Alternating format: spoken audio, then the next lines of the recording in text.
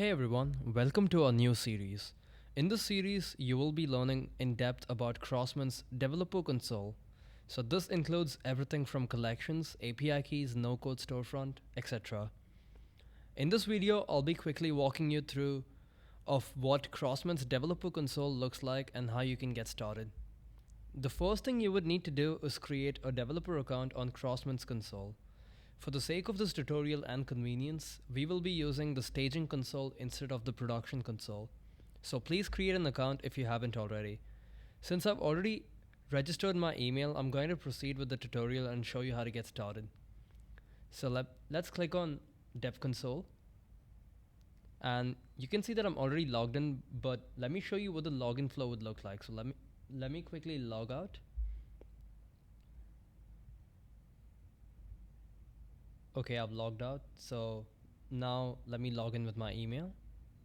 I'm selecting my developer account and that's it.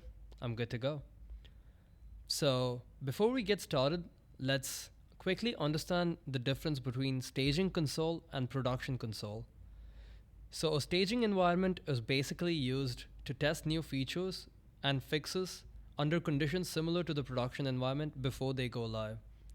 The staging environment mimics the production setup, but it is not used by real users and it often contains dummy or synthetic test data. This is solely for security reasons. And the contracts that you deploy via or imported on the staging console are on the testnets and not mainnets. And what is a production environment? This is basically the live environment where actual users interact with the finished product.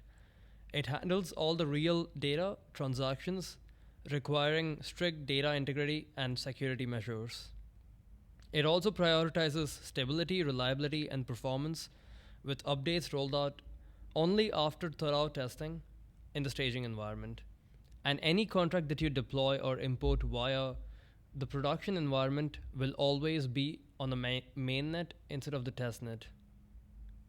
Understood how a staging and production environment are different, I'm going to quickly throw you a hint about what I'm looking at.